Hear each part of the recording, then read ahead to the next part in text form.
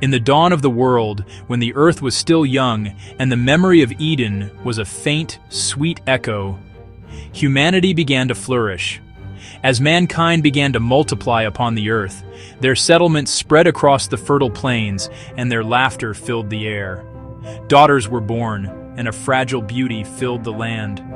For a time, there was harmony. A simple rhythm of life lived under an open sky. Yet a shadow began to stretch across this idyllic scene. A subtle discord entered the heart of man. The sons of God, beings of renown, saw the daughters of men and were captivated by their earthly beauty. They took wives as they pleased, choosing by sight and desire, not by spirit. This union gave birth to a new generation, the Nephilim, mighty men of old, men of fame and fearsome power. And with their rise, the world that once walked with God began to walk away from Him. Pride grew like a poison vine. The strong preyed upon the weak, and the earth was filled with violence. And God saw that the wickedness of man was great upon the earth. The world He had created with love and intention was now stained by corruption. Every thought, every imagination of the human heart was only evil continually. The divine spirit could not abide in this brokenness forever, and it grieved God to His heart that He had made man on the earth.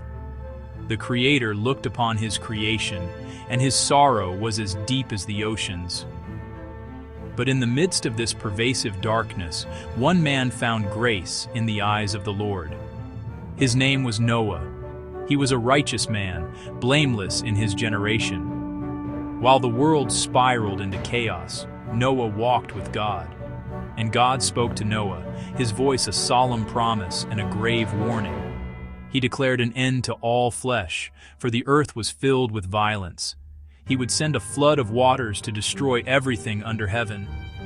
But for Noah, there was a path to safety.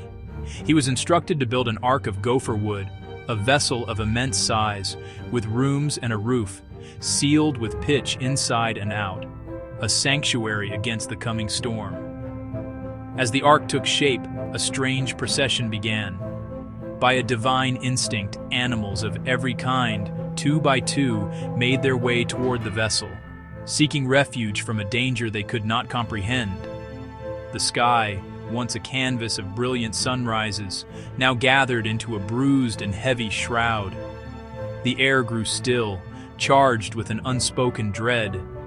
Then the first drops of rain began to fall. Not the gentle rains that nourished the earth, but heavy, determined drops that signaled the breaking of the world. The fountains of the great deep burst forth, and the windows of heaven were opened. The time for warning was over. The judgment had begun.